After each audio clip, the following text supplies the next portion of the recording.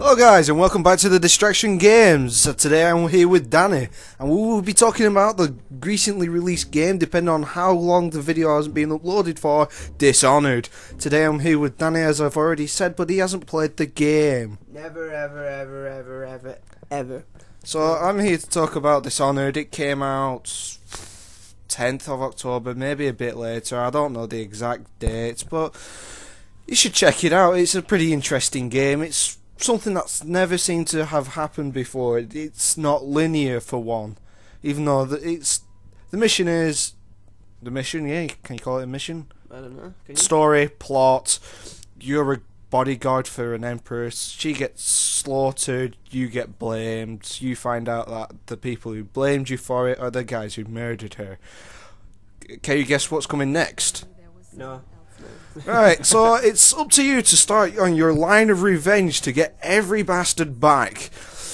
To help you along the way, this mystical being known as the Outsider decides to give you some kick-ass powers. And what's cool about this game is that there are many different ways to assassinate your target.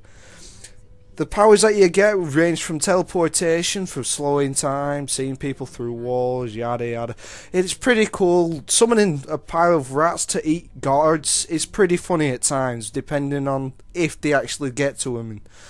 The enemies themselves, they're not too difficult. You've got your guards, they're always following a linear path, but it's still pretty fun to try and sneak round or just slaughter the hell out of them all. The best thing I really do enjoy about this game is the fact that there are multiple ways to handle a situation.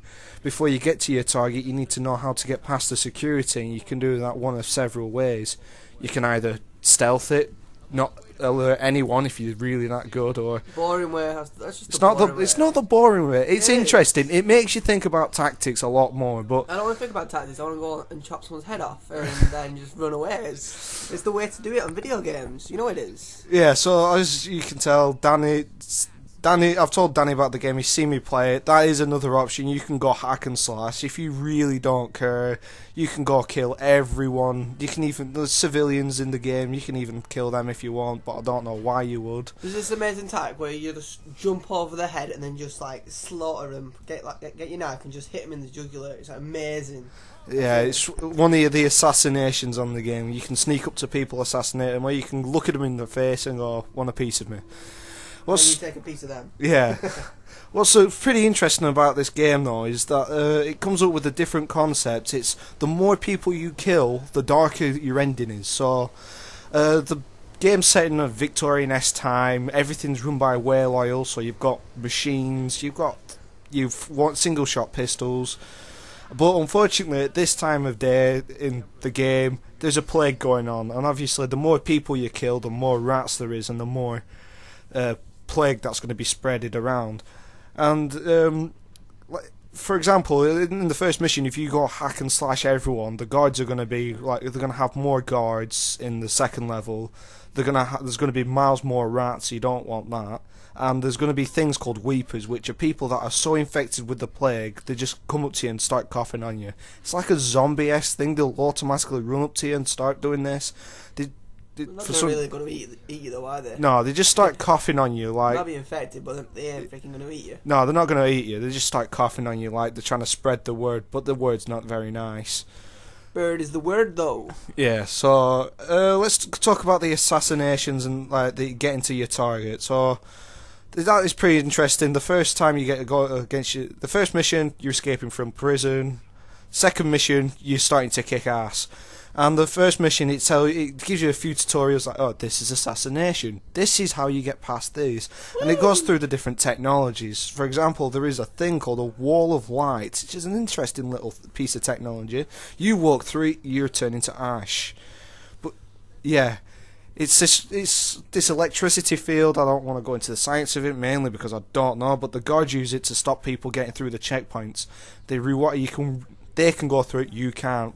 And you can either walk around it, like, I don't know, jumping over roofs or going a separate way, take the fuel out for it so anyone can walk through it, or you've got these items called rewire tools which make you able to pass through them, but make the guards unable to pass through them. So they'll die then? Yeah, they turn to ash, and it's freaking awesome. And what's clever about this, though, is if you got if you're on the one side of the wall of light, you've rewired it, and the guards see you, they'll run towards you. If one gets vaporized, they'll think, "Oh crap! Right, I'm not running through that." And start shooting at you, and you're just like, "Yeah, you can't do anything. Even the bullets won't go through." It's pretty funny. Yeah. So anyway, you got your security. You go and pass your targets. You can, like I said, sneaky, all out. Sneaky all out. You can go kill people on the way. You get secondary objectives to do, and like I said, one of the most interesting things I think about this game is that there's so many ways just to take out your target. You can go through the entire game without killing a single soul. Which actually is an achievement, isn't it? Yeah, it's a 100G achievement. It's freaking hard. As I've already played one playthrough. I found it pretty hard just because of one of the missions I got detected a lot of times. But like first mission, you killing the spoilers. Obviously, Campbell is called. Shouldn't really be a spoiler though, because I'm sure everyone's talking about it now. And you get into the main area, you free someone, and then from there, as soon as you get in, it goes, okay, there are many different pathways. It comes up with a message. There are many different pathways to kill this one guy, and it's relieving to not be linear anymore. You can go in any way you want. You can kill your targets in whatever way you want, depending on the powers you've got. The powers you get, you find there are collectibles in the game called runes, and the more runes you have, the more abilities you can buy.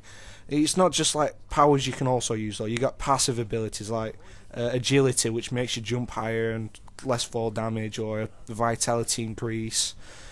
You do have mana on the game. It's like for the health system and mana, I'm going to call it, just because it's blue, and most games associate blue with mana, unless it's like Bioshock-esque.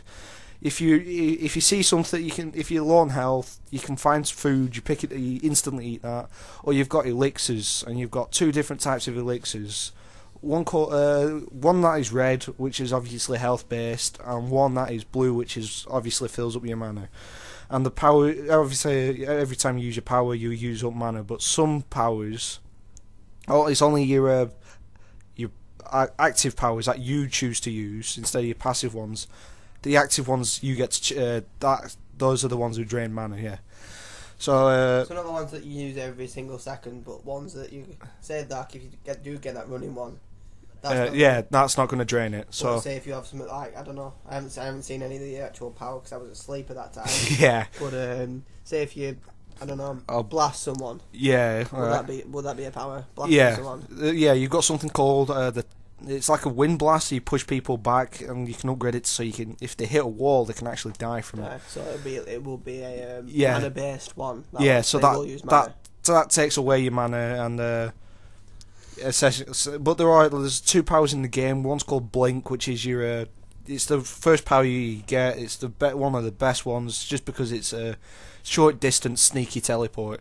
And the difference between this power and the other one, which is called Dark Vision, is that when you activate it, your mana goes down, but it's not disappeared. It regenerates because it's the main power of the game, and it's your main transportation. I mean, you could probably go through the game without using Blink, but I would not recommend it, since Blink is so much fun and makes the game a lot easier. Unfortunately, that's where Blink comes to the abundantly wrong ending place.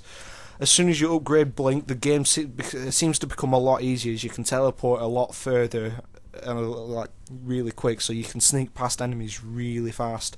And since it doesn't get rid of your mana essentially unless you use it twice in a second, it's just, it's your main way of getting around. It seems like we keep getting sidetracked because I talk about this Campbell and I end up getting distracted. So yeah, your targets, it's interesting. There are so many ways you can take out your targets. There's obviously stealthy, killing them stealthy.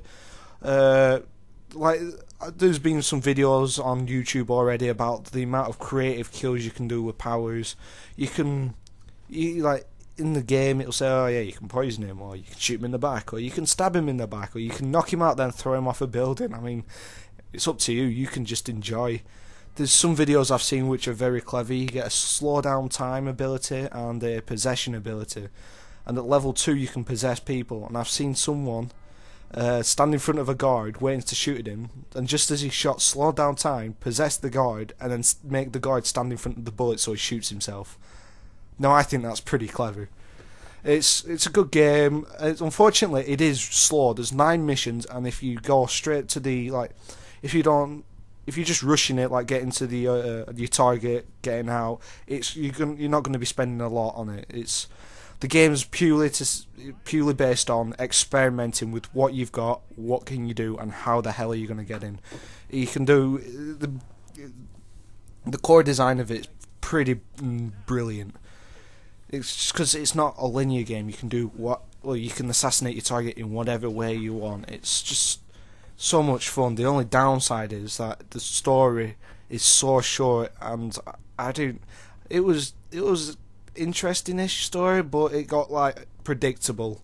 I got through to like near the last mission. I thought, yeah, this is going to end badly for me again. So it's a good game. I would recommend picking it up if you really do like these stealthy assassin games, making decisions of how to kill enemies and stuff. What rating would you give it, Corey? I give it a rating of 8.5. The game mechanics are actually brilliant. I really did enjoy coming up with different ways to assassinate. Different ways to assassinate one target. But unfortunately, the story, I'm guessing it's going to be a prototype game. I hope they come out with another one similar to this, because it was the gameplay was cracking, but the story was just a little bit too short. And again, one of the abilities, as soon as you level that up, it just becomes really easy to complete. But it's a good game. It's out now. It's an 18. I would recommend picking it up. Again, stealthy, all out, up to you. This has been Corey and Danny, and thanks for the Distraction Games. In a bit, guys.